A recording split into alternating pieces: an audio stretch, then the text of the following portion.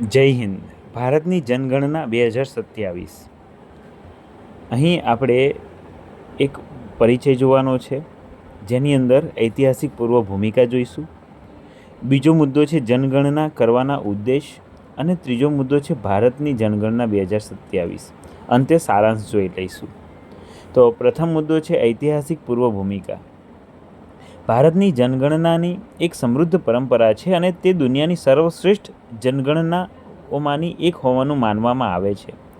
જનગણના ભારતના બંધારણની 7મી અનુસૂચિના ક્રમાંક 69 પર સંઘ યાદી કલમ 246 હેઠળ આવે છે અને જનગણના અધિનિયમ 1948 તેના સંચાલન માટે કાનૂની આધાર બનાવે છે.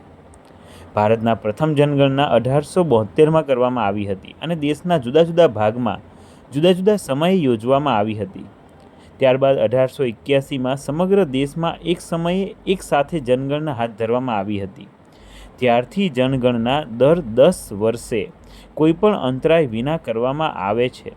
તેમ છતાં ભારતની જનગણના 2021 કોવિડ-19 મહામારીને કારણે નિયમિત સમયપત્રક મુજબ હાથ ધરવામાં આવી શકી ન હતી. આમ 1872 પછી ભારતની જનગણના 2027 એ અવિરત શ્રેણીમાં 16મી અને સ્વતંત્રતા પછીની 8મી જનગણના છે. આપ જેવા ગણતરીદારો અને સુપરવાઇઝરોના ઉત્સાહ અને નિષ્ઠાથી કરેલ કામગીરીને કારણે જનગણના કરવાની મહત્વપૂર્ણ ઐતિહાસિક પરંપરા જળવાઈ રહી છે. જનગણનામાં આપ અને ભારતવાસીઓની ભાગીદારીથી વાસ્તવમાં વિવિધતામાં એકતાની રાષ્ટ્રીય ભાવનાની ઝલક ઉભરી આવે છે. માટે જનગણના કાર્યાલય આપનું સ્વાગત કરે છે. એ આપનું સૌભાગ્ય છે કે આપની પસંદગી ભારતની જનગણના 2027 માટે ગણતરીદાર કે સુપરવાઇઝર તરીકે કરવામાં આવી છે. આ કાર્ય રાષ્ટ્રીય મહત્ત્વ ધરાવતું એક મહાન કાર્ય છે અને એમને વિશ્વાસ છે કે આપ આપની જવાબદારીઓ જનગણના કરવાના ઉદ્દેશ્ય. એમાં છે ભારતની જનગણના વિશ્વસનીય માહિતી આપે છે, જેમ કે વસ્તી વિષયક માહિતી, વસ્તીની લાક્ષણિકતાઓ, આર્થિક પ્રવૃત્તિ, શિક્ષણ અને સાક્ષરતા, જનગણના ઘરની સ્થિતિ અને કુટુંબની સુવિધાઓ, શહેરીકરણ, પ્રજનનતા, અનુસૂચિત જાતિ, જનજાતિ, ભાષા, ધર્મ, સ્થળાંતર, દિવ્યાંગતા અને અન્ય ઘણા સામાજિક, સાંસ્કૃતિક અને વસ્તી વિષયક ડેટા આપે છે. ભારતના લોકોના કલ્યાણ માટે વિભિન્ન કલ્યાણકારી યોજનાઓ બનાવવા માટે પાયાના સ્તરનો ડેટા જનગણના દ્વારા ઉપલબ્ધ કરવામાં આવે છે. જનગણના દરમિયાન મેળવવામાં આવેલ માહિતીના આધારે સંસદીય, વિધાનસભા મતક્ષેત્રો, પંચાયતો અને અન્ય સ્થાનિક સંસ્થાઓ જેવી બીજી સંસ્થાઓમાં બેઠકોની સંખ્યા નક્કી થાય છે. આમ ગણતરીદાર ફક્ત માહિતી એકત્રિત કરનાર નથી, પણ વાસ્તવમાં રાષ્ટ્ર નિર્માણના ભગીરથ કાર્યમાં ભાગ લેનાર ઘડવૈયા છે. પહેલો તબક્કો ઘરયાદી અને મકાનોની ગણતરી HLOની અસીમ ઉપયોગિતા છે. તે માનવ વસાહતની સ્થિતિઓ, મકાનોની અછતનો વ્યાપક આંકડાકીય ડેટા પૂરો પાડે છે અને તેના પરિણામે આવાસન નીતિ તૈયાર કરતી વખતે મકાનોની જરૂરિયાતોને ધ્યાનમાં રાખવામાં આવશે. કુટુંબોને ઉપલબ્ધ સુવિધાઓ અને અકસ્માતોનો વ્યાપક ડેટા પણ પૂરો પાડશે, જે સંઘ અને રાજ્ય સરકારોના વિભિન્ન વિભાગો અને અન્ય બિનસરકારી એજન્સીઓને વિકાસ અને યોજનાઓ બનાવવા માટે અત્યંત જરૂરી છે. આ વસ્તીની ગણતરી બીજા તબક્કામાં હાથ ધરવામાં પૂરો પાડશે. એક ચોક્કસ સમયે દેશના દરેક વ્યક્તિ વિશે મહત્વનો ડેટા પૂરો પાડે છે. દેશ અને તેના નાગરિકોના કલ્યાણ માટે નીતિઓ અને કાર્યક્રમો ઘડવામાં જનગણનાના ડેટા મહત્વપૂર્ણ ભૂમિકા ભજવે છે. વિદ્વાનો, વેપારીઓ, ઉદ્યોગપતિઓ, આયોજકો અને ચૂંટણી સત્તાધિકારીઓ વગેરેની જરૂરિયાતો પૂરી પાડવા ઉપરાંત પ્રભાવી અને કાર્યક્ષમ વહીવટ માટે આ ડેટાનો સ્ત્રોત અનિવાર્ય બની ગયો છે. તેથી પ્રગતિશીલ દેશનું કદ અને રાજકીય સંરચના ગમે તે હોવા છતાં તેમના માટે જનગણના નિયમિત વિશેષતા બની ગઈ છે. વસ્તીની ગણતરીની એક મહત્વપૂર્ણ વિશેષતા એ છે કે જેમાં દરેક વ્યક્તિની ગણતરી કરવામાં આવે છે. તેણી અથવા તેની વિશેનો વ્યક્તિગત ડેટા એક નિર્ધારિત સમયબિંદુએ એકત્રિત કરવામાં આવે છે, જેને સંદર્ભ તારીખ અને ક્ષણ કહેવામાં આવે છે.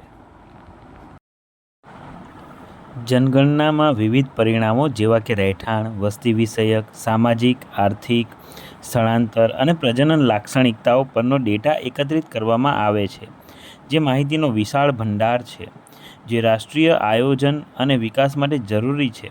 વિકસિત ભારત ડેવલપ્ડ ઇન્ડિયાના નિર્માણ માટે વિશ્વસનીય જનગણનાના ડેટા પુરાવા આધારિત નીતિ નિર્માણ માટેનો આધાર બનાવે છે, કારણ કે તે નીતિ નિર્માતાઓને નમૂનારૂપ યોજનાઓ, કલ્યાણકારી કાર્યક્રમો, ડિઝાઇન, બજેટ, સંસાધનોની વધુ સારી ફાળવણી અને માળખાગત સુવિધાઓ અને શહેરી આયોજનમાં મદદ કરે છે.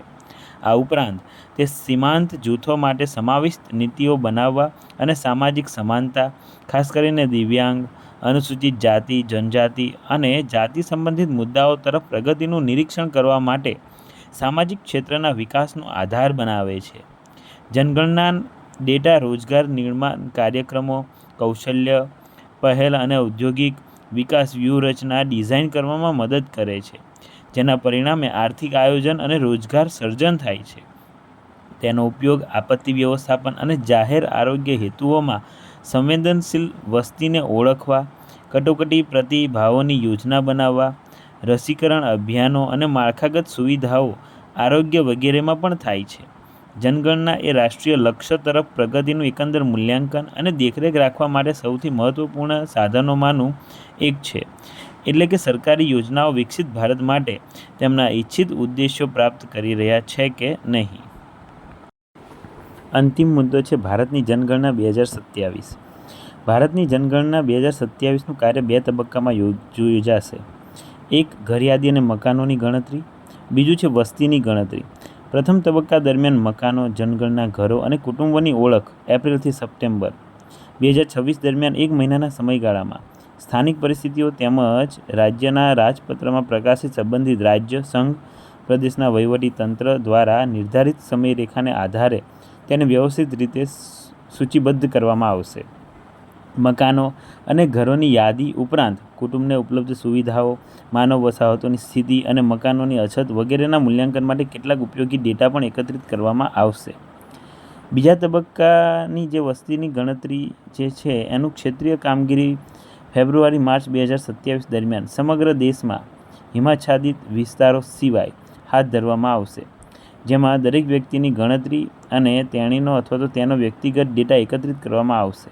હિમાચ્છાદિત વિસ્તારોમાં આ કામગીરી સપ્ટેમ્બર-ઓક્ટોબર 2026 દરમિયાન હાથ ધરવામાં આવશે. પહેલીવાર પ્રથમ તબક્કા દરમિયાન જનગણના માટેનો ડેટા મોબાઈલ એપ્લિકેશનો સેન્સસ 2027 HLO દ્વારા એકત્રિત કરવામાં આવશે. આ mobile app Android platform version 11 અને iOS પ્લેટફોર્મ વર્ઝન 15 અને તેનાથી ઉપરના વર્ઝનના સ્માર્ટફોન્સ સાથે સુસંગત છે. ઓછામાં ઓછી 4GB RAM અને 8GB સ્ટોરેજ જરૂરી છે. વધુમાં, નકશા જોવા માટે મોબાઈલ ફોનમાં PDF વ્યૂહરચના ઉપલબ્ધ હોવું જોઈએ. જનગણના માટેની ઘરયાદી HLO મોબાઈલ એપ સરળ, સુવિધાજનક અને યુઝર માટે મૈત્રીપૂર્ણ બનાવવામાં આવી છે, જેની તમામ ગણતરીદારો અને સુપરવાઇઝર દ્વારા તેનો વધુ પ્રમાણમાં ઉપયોગ કરી શકાય. ગણતરીદારોનો પત્રક લઈને ક્ષેત્રીય વિસ્તારમાં જવાની જરૂર નહીં પડે, જે તેમને વધુ સરળતા અને ગતિશીલતા પ્રદાન કરશે. આ એપ દ્વારા સ્વ-ગણતરી કરેલા ડેટા પણ મેળવી શકાશે અને જરૂરી ફેરફાર કરી શકાશે. ડિજિટલ ડેટા એકત્રીકરણ કરવાથી કાર્યપત્રકો, સારાંશ તૈયાર કરવાની અને અન્ય સંબંધિત કાર્યની પુનરાવૃત્તિનો ભાર ઘટાડીને સમય અને મહેનત બચે છે. જનગણના 2027માં પ્રથમ વખત સ્વ-ગણતરી પદ્ધતિની પણ શરૂઆત કરવામાં આવી રહી છે. આ પદ્ધતિ અંતર્ગત નાગરિકો પોતે જ વેબ પોર્ટલ મારફતે પોતાનો ડેટા આપી શકશે અને આ વ્યવસ્થા ખાસ કરીને એવા લોકો માટે સુવિધાજનક રહેશે જેઓ દિવસભર કામ, વ્યવસાય કે અન્ય કારણોસર ઘરથી બહાર રહે છે. ગણતરીદારે સબમિટ કરતા પહેલાં સ્વ-ગણતરી કરેલ ડેટા ચકાસવાની જરૂર છે.